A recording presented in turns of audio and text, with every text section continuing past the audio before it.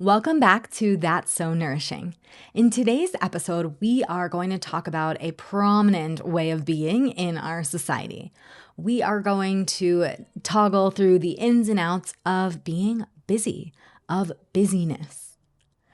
As women who hold it all, we naturally are juggling a lot of balls in our lives. We're handling a lot of things for our family, for our relationships, for our health, for our careers, for our businesses, for our social life, so many areas of life. So it's natural that we're going to feel busy. And I want, as we go through this episode, for you to notice, what is your relationship to being busy? How does it make you feel? Is it something that makes you feel really good and purposeful? Or is it something that makes you feel really stressed and you want to get rid of it? Is it something that you just feel like is normal and like our whole society is just busy, so there's no other option and that's just the way it is? Or do you feel like you're not busy at all and that's just not something that you relate to? Where do you fall on that spectrum? Where is your relationship to busyness? And what does it give you to be busy? How does that serve you? Just start to think about this and we'll dive deeper into this as the episode goes on. In our culture, busyness is treated like this badge of honor. Like if you're busy, that means that you're going places, you're purposeful, you're getting things done. You can get a pat on the back. And a lot of times, if we're not busy, then a lot of times people could be like, well, what are you doing? What do you do with your time? What's happening? Or we'll fill that time so that we can make ourselves busy. Because for a lot of us, it feels good to be busy. In our culture, this idea of busyness, of getting things done, of do, moving on to that next thing, of hustling, of the chase, of holding it all is so conditioned in us that we just feel that it's who we are or the only way to be. A lot of us just operate in these busyness states 24/7. And if we want to transition out of feeling busy all the time, it can take a lot of work to shift that, a lot of rewiring of our patterns and our nervous systems. Because it's so prominent in our culture and so prized to be busy, to achieve, to do. I know for me, ever since I was a kid, I dreamed of being busy. When I saw myself as an adult, I saw myself having a corner office, having this prestigious job, being the boss, having this busy career and this full life, and in that busy energy. Maybe you dreamed of something like that as well.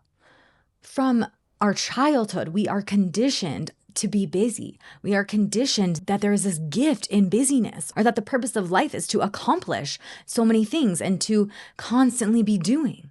Yet, as I've traveled the world, like I mentioned in the last episode, I've learned that it is not the case in other cultures, that we have this energy, this frantic energy of busyness that just ripples throughout our society. It's so culturally ingrained. However, when you go to other parts of the world, it's not the same. As I mentioned, the last episode will be coming out while we're in Spain, and so will this one. So in Spain, they have siestas during the day. They're more relaxed and taking in life, moving at a slower pace. In Australia, I talked about that story in the last episode too, where when I studied abroad, my mind was blown at how people were actually living, how people were present, just enjoying life, prioritizing the moment, not chasing to that next thing. And they weren't worrying about everything. They were just here. And in Costa Rica, how there's one of the most relaxing environments that you can be in. It's in the jungle. The pace of life is so different. And so many places around the world operate in this slower pace of life. And so people who grew up in those cultures, they might not look at busy the same way that we do. But in the US, busyness is this identity that we take on. There's a piece of busyness that feels really good, and it gives us a lot of purpose and pride and value. This way of being, this busyness, this state of being busy becomes our baseline. It becomes our normal and who we think that we are. Check out episode 3 for more info on the baseline concept. But we start to really feel that we are busy all of the time. And if we're not busy, then we start to fill our schedule to be busy. If we clear up one area of life, we start to add busyness in another. If we slow down our work life or our career, then we fill it with social plans. If we have a gap in our day, then all of a sudden we start cleaning our house or cooking up a whole storm. We fill this time with something else. We don't even consciously think about it. We're just like, oh, I have a lot to do. There's more that I can get done. All right, perfect. Here's a window. Let me fill it. Let me do it. Let me complete this task. Not thinking about, well, what if I was just here in this moment? What if I just took it in? Instead, we just fill it with the next thing. I'm totally guilty of this as well. It's a cultural patterning. And it's how our nervous systems adapted within our society. So many of us, we weren't born feeling like we had to be busy all the time or thinking that we were just always in this busy state. We didn't inherit being busy. It just over time, our nervous systems adapted to the culture and to this idea of being busy that we then became addicted to the go, go, go, to the hustle, to the chase, to the more, to filling the to-do list. And it just became this way of being because it's where our nervous system started to feel the most comfortable and the most safe. So many of us are operating, always feeling busy because that's where our nervous systems have acclimated to and really started to take on as, oh, this is safe. This is where we want to stay. And slowing down for a lot of us or relaxing or stillness can feel terrifying. We don't even want to go there. So we'll start to pile things on. As I was saying, if we have a moment of space, we'll fill it. We'll create these long to-do lists of things that we have to do just to keep us busy, and we won't even realize this. Things that we believe need to get done. But if we're honest with ourselves, do they really? Or do they at this exact time? Or are they the most important things? I know I can be guilty of this when it comes to my own business. I'll create a huge to-do list of things I want to do, knowing that as a mom of a 1-year-old, there's no chance I'm getting to all of that. But I can fill the time sometimes being busy or do certain admin tasks or little things that aren't actually going to move the needle versus the bigger tasks that will make the really big difference. And if I just did those few things and not the rest, then those other things would eventually fall into place. But we don't always see that. We see this busyness and this doing, this checking off the list, this to-do list, and we feel like it's productive. But if we're honest with ourselves, is being busy really always productive? Probably not. Definitely not. There's so many times where I know for myself, I can look at where I was really just keeping busy and not doing the biggest tasks that would really move the needle. And maybe you can think of that the same in your own life. Or if we have some space and silence to be still, we'll just call a friend. Or we'll start scrolling. To keep us busy, it's so unconscious we don't even realize. We're just keeping ourselves busy, keeping ourselves occupied. Because, well, what if we don't? What would happen? It doesn't even occur to us. And there's fear, of course, within the nervous system of if we slow down. But consciously, it's just not even this idea. It's, oh, well, I have time, so I'm going to do this next thing, and then this next thing, and then this next thing. And busyness can feel so damn good. I know I'm not the only one who feels this way. For me, there is this feeling, and I've done a lot of rewiring around busyness in my own nervous system. But before I did that, there was this feeling of mission mode. And it would feel like I was on this high of adrenaline. I'd feel so purposeful and important, like I was just checking off the list, getting things done. It felt so good. And it gave me so much purpose that I didn't want to lose it. I remember I was working with a coach years ago around rewiring my nervous system and really getting into my body. And this pattern was something I was shifting. I do just want to highlight there is no shame if you are still very much in this pattern. This is how our society operates and how we are all conditioned. And it feels damn good, doesn't it? So no shame there. Just really want to lay that here. And as I was working through this pattern, we were talking about mission mode because she was telling me, maybe you should just not check your messages at these times. And I was telling her, but it feels so good. It feels so good to open my phone, to have these messages, to get back to people. And I feel so purposeful. It's like this mission mode that I didn't want to go away. And you might feel that too, where it just feels like as we're checking off the list, as we're doing things, like we are superwoman. We can just do it all. And there's a high in that we don't want to lose, that can feel really good to the system. And so we keep moving in that way. We keep up with this busyness. We keep filling our plates. We keep pouring things on because it feels so damn good to be busy. There's a piece here too that I really want to bring up. What can happen a lot is that we can tie busyness to our worth. That as long as we're busy, as long as we're doing something, we feel worthy, we feel valuable, like we're doing enough, like we're living on purpose and we're purposeful and we feel important, or like we then deserve the life that we have. So notice maybe where in your own life you're tying this feeling of being busy to your worth. For me, this was a big one. When I started to have a lot of success in my business, I felt like I always had to work. Like I was constantly working and it felt so good because through that work, it really made me feel like, oh, I deserve this. I had a big belief that I had to work hard in order to have success. If anyone has that belief, welcome to the club. And we were able to leave a year into our business and go travel. And we were making a lot of money and most of my business was running on autopilot. I actually ended up having a lot of guilt because I wasn't busy anymore. Because I wasn't always working, because I was actually out living my life, experiencing what I created, but I wasn't able to receive it because I felt like I had to constantly be working hard. I had to be busy because if I was busy, if I was constantly doing things, then I deserved it. Then I earned the life that I had. But without being busy, it always just felt like I wasn't doing enough. So my worth was deeply based on this doing, on feeling busy. Because of this, I would find ways to be busy, to keep busy. Even if I was out exploring, my mind would be rolling in a million thoughts of what I had to do, of who I could help, of the next level I wanted to get to, of other tasks I could accomplish, of who needed things from me. I'd want to get back to messages because it made me feel worthy of the life that I created. And that mission mode made me feel like I was purposeful, like I was driving somewhere, because that was a feeling from a young age that I associated with success, that I associated with being able to create the life that I wanted.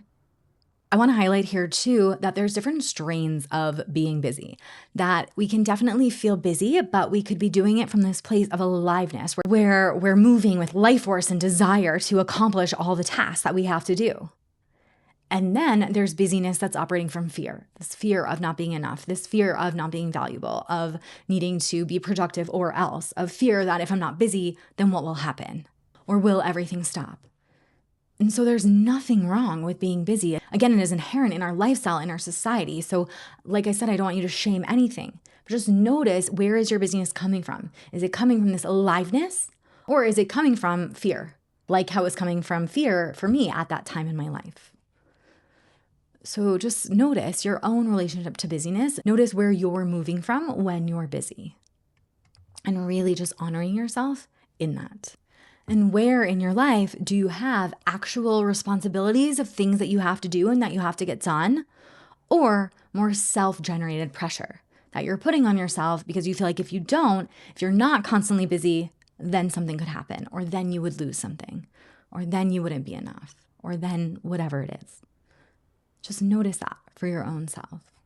Because busyness is so prized in society and it could look really good if you're busy, a lot of people could really admire you or feel like, damn, she's getting stuff done. She's always got things going and on her plate and like she's going places, right? I know people have said that to me, like, wow, Ashley, you're always so busy. How do you do it all? It's so great. But I'll share with you in a bit, my hack around that is I don't always feel busy. That's not how I'm relating to it. I'm relating to it in a different way. Busyness can be so prized socially that it can be an easy thing to fall into. We can just allow ourselves to start feeling busy because it's looked upon so favorably in our society. Like we are getting things done, we are moving, we are going places, we do the things. And so it could be easy to fall into that. Because of how socially acceptable it is, busyness is actually the most socially acceptable form of avoidance. Oftentimes, we can just keep staying busy and keep filling our schedule to avoid the things that we really have to do. The bigger projects, like I was saying, that would move the needle, or the hard conversations that we need to have, or the people we need to face, or the deep work within ourselves, or the stillness and allowing our bodies to really rest and process. We can avoid these things. It can be really sneaky. We just constantly keep piling things on our plate because we feel productive, because we feel busy, and we don't even realize it. Think about in your own life, what are you maybe avoiding by being busy all the time? There was a period in my own life when I was trying to slow down and not be as busy, where I would clear out one area of my life and give myself space. I would just fill it with another. I would clear my work schedule and then I would fill it with courses and programs I was in. And my husband would be like, Ashley, I thought you were going to have more time. Now you're just filling it with all these calls. And I didn't even realize that that's what I was doing because I loved learning. Or I would slow up all the calls that I had and I'd start to have space and then we would go and travel. But we'd start traveling at a faster pace. And so I would fill my life with busyness that way. Or I would clear out my schedule and then I would start filling it with all these social obligations and things to do. And this could be so sneaky because we think that busy can only be in one area sometimes, or we think, oh, well, I'm making space for these things that I love. But where are we subconsciously just really staying busy? Where are we just filling all the time that we have and not actually allowing ourselves to sit with ourselves or to do the deep work or have those hard conversations or move the needle? And where are we keeping ourselves busy throughout the day and not giving ourselves the space that we need to really take life in, to be present, to process things? Where are we avoiding? I told you guys, this is a sneaky one. A lot of us don't even realize that we're doing this, or this is so subconscious. And because our nervous systems can be so hooked on this busyness state and it can feel so good, when we have the time to actually sit with ourselves and actually process or do the things we're avoiding, we don't even realize it. And we just fill it. We just pick up the phone. We call the friend. We add in the different activities. There's actually a law on this. You might have heard of it, Parkinson's law. Whatever space we leave open will get filled. Unless we claim the space to do the exact thing that we need to do, we will fill it with something else. Because that's just how our systems work. So if you want to get out of this, you actually have to literally put on your calendar in this block, I am going to sit still, or I am going to have that conversation, or I am going to do this project, or I'm going to actually do the deep work in myself and make that space. Otherwise, we will just constantly avoid it and just feel like I don't have enough time. I didn't have enough time today. I had so much to do. And we just keep telling ourselves that story. Notice what stories are you telling yourself about busyness. And you can go back to episode 5 to touch in more on stories that we tell ourselves as well. But just notice your stories around busyness and where this constant state of busyness could maybe actually just be avoidance. A lot of times when we actually have the opportunity for stillness, it can feel really disorienting, or it can feel really scary to the nervous system, or we don't even know what to do with it. We all of a sudden have this stillness, and so we fill it, or we get so uncomfortable because we don't know what to do with that stillness. And if this is you, no, this is probably pretty much everyone listening to this episode. So many of us struggle with this. I did for a really long time because that stillness is uncomfortable. Because our nervous system is so used to moving, and that go, go, go, when we actually have that slowdown, it can feel very scary and very disorienting, whether consciously or unconsciously. So really giving yourself grace there. And again, understanding that the nervous system feels so safe being busy. So naturally, we want to stay busy because it gives us so much. It really serves us so well. And so just notice when you have the opportunity to slow down, what do you do? What are your patterns? What are your ways to avoid it? What do you start to fill your time with? And even that awareness can really start to help shift it. There is no shame here if this is you. Like I said, most people are probably experiencing this. This is really good information for you to take in of just noticing, oh, my nervous system has really started to feel safe here. Oh, I really identify with this busyness trait and this state of being. Noticing that without judging it is going to be really key, and realizing that there's nothing wrong with you here. That again, this is just a really great nervous system adaptation. Slowing down can feel so scary for so many of us. And so just noticing that there's nothing to judge about that or feel bad about. It's literally an ingrained pattern in our nervous system that we've all taken on since we were kids. So it's natural that we would feel this way.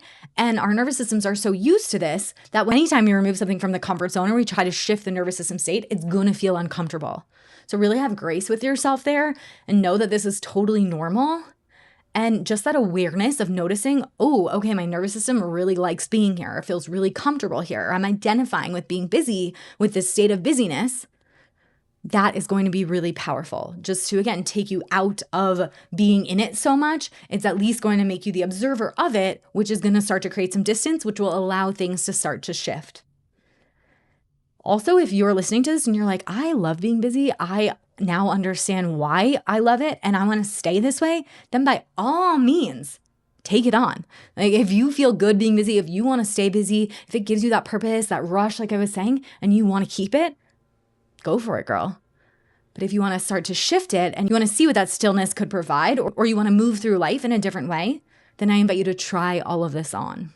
When it comes to slowing down, I feel like that term can also freak out a lot of people because it can feel scary on the system. So I'm not necessarily saying that we have to slow down. It's just more offering you the invitation to open to life and see it maybe in a different way. And when we talk about slowing down, I want to be clear that I don't mean to do less. I know that we have a lot on our plates and it's not like we can just give that all up. And I'm not suggesting that we do. I'm simply suggesting that we relate to things differently. How can we create less urgency or less gripping or less tension or less pressure? And I also know that slow down can be a really scary term for a lot of us when our nervous systems have become so used to this busyness and it can feel so good. So I want to share a few ways that we can start to relate to this busyness differently. First off, we can look at all the things that we have in our life that we're juggling the to-do list, and we can see them as frantic and move through our days like we got to get this all done. Or we have a choice and we can see that our lives as full. Oh, wow, how amazing that I have a beautiful family that I get to do all this stuff for, and a career that I love, and a thriving social life. And we can shift the way that we are relating to what's in front of us and to all the things that we have to do. So it's not so much about the lists and the actual things. It's how are we in relation to the things? What are we seeing them as? Are we, again, approaching them from this frantic state? Or from this grounded place, just expanded, open, moving through life, regulated, clear, one thing at a time. And you can probably think in your own life when you've operated from these different states.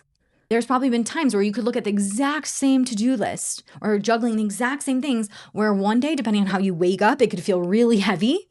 And another day, when you just feel like you're on top of the world, you feel like you got it. And you're just like, yeah, I got this. And you're grounded and it feels full. So notice that in your own life where you can maybe see the difference. And you can start to imprint that in your nervous system. I know for me, there are things that used to feel so frantic or so busy back in the day, and now I can see them as so full, and I can approach them from such a more clear, grounded, regulated place. Two people can be experiencing the exact same situation, the exact same to-do list, and feel very different about it, depending on their quality of presence and their nervous system state, which can be based on their survival patterns and their conditioning throughout their entire life.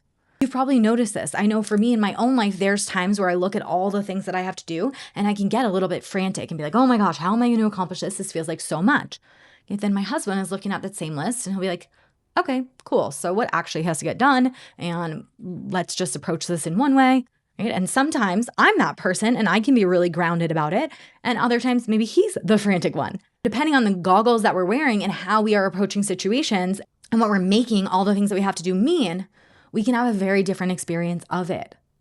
So in your own life, notice where are you maybe addicted to this feeling of busy or making your life feel so busy where you could maybe shift your perspective or the way that you're approaching it for it to feel more grounded and full. Because that exact same day can feel either frantic or it could feel really spacious with those same tasks.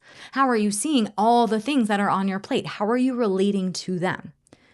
Like we talked about in the beginning of the episode, are you moving through from that aliveness and desire, the life force, or from fear? What are the stories that you're telling yourself about being busy? What are the goggles that you have on? Do we feel like if we're not busy or claiming this identity, that you'll fall behind, or you won't deserve the life that you have, or that you'll be forgotten, or you'll lose your edge, or that you'll lose your sense of purpose? What are the stories that you have around busyness? And see if you could start opening to see if you could start to shift them just little by little to start to maybe not wear busyness as such a badge of honor. And who would you be without the busyness? Depending on the way that you're relating to busyness is going to shift how you're experiencing your entire life, how you instantly get out of bed if you're feeling like you have a full day ahead of you or if you're already feeling behind.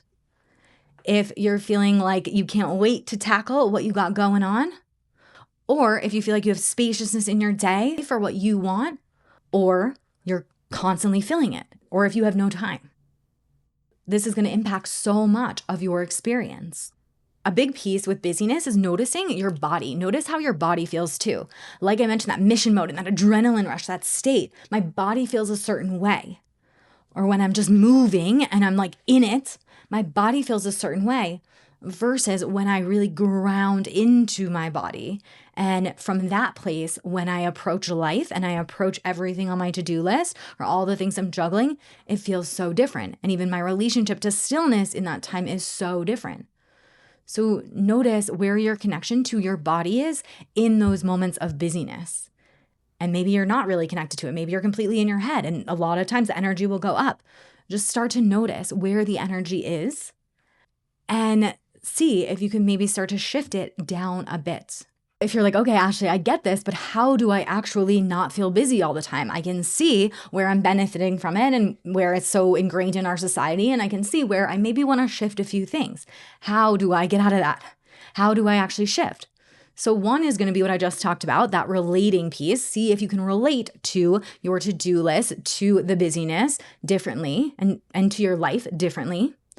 And two, you can really start by dropping into your body. So if we drop into our bodies and get really connected with our body, things don't feel as rushed. We can really be here. We can be in the moment, savoring it, and we can move through all of the tasks and to-do lists at this much more grounded, regulated place. So if you want support getting into your body, one of my favorite practices to do this is a body scan. I'll link in the show notes my free body scan.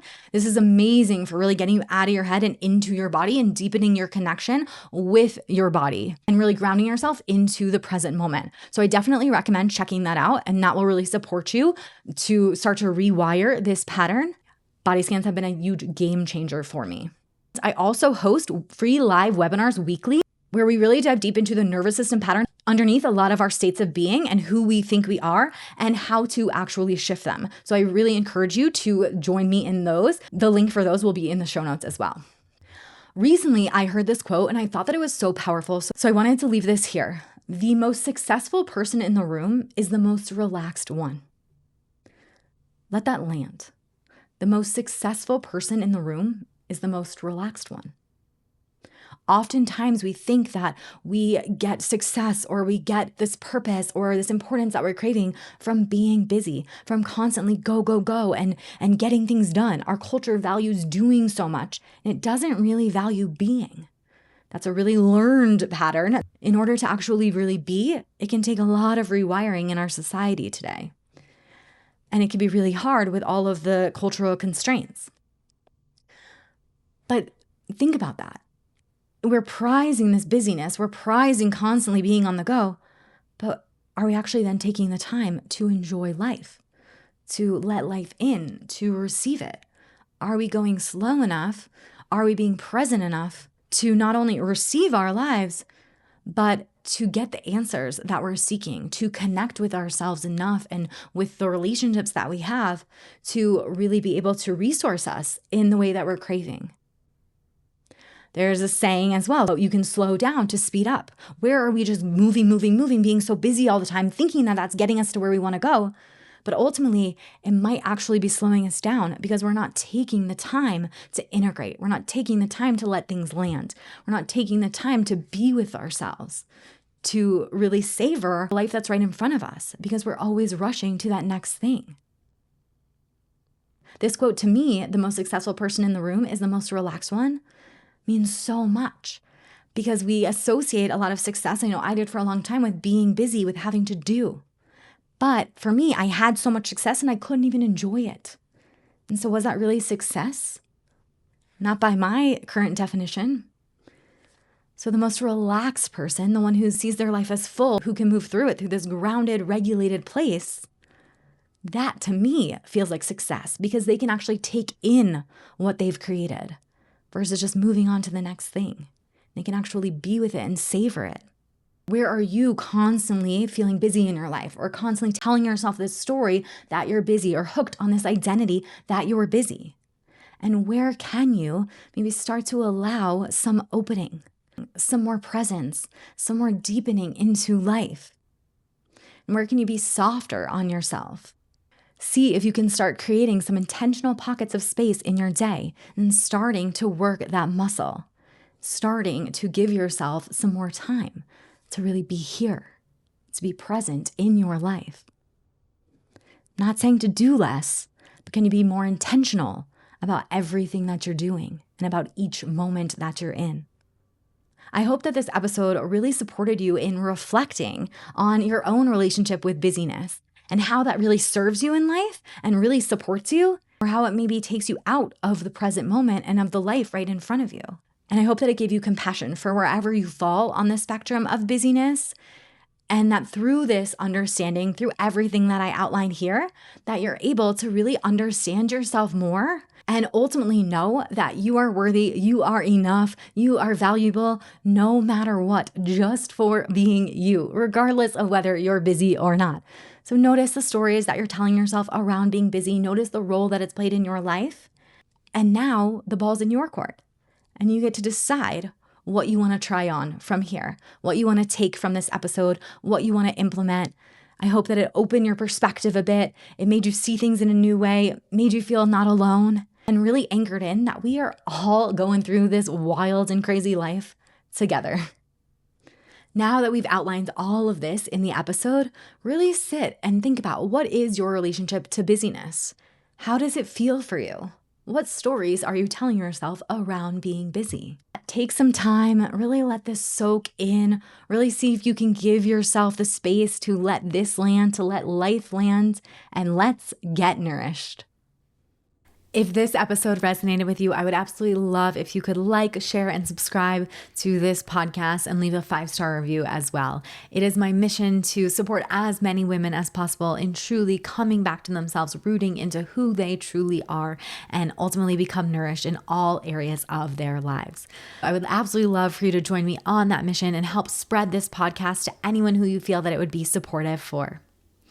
Also, it would mean the world to me if you could reach out to me on Instagram. My handle is in the show notes, and let me know how this resonated with you, what you are loving in the podcast, and what you would like to see more of as well, so we can deepen the relationship over there. If you'd like to take these principles deeper and really embody them on a next level in your own life, I invite you to join my email list. The link is in the show notes. I will be emailing you each week. I host live webinars digging even deeper into these concepts and how you can practically apply them into your own life so that you can fully become lit up by life, nourished in all areas, and really embody all of the principles that I share here on this podcast.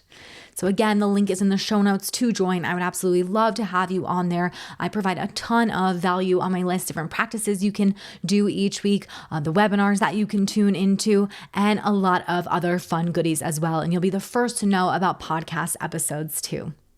So again, hop on over to my email list so that I can fully support you even further, and let's get nourished.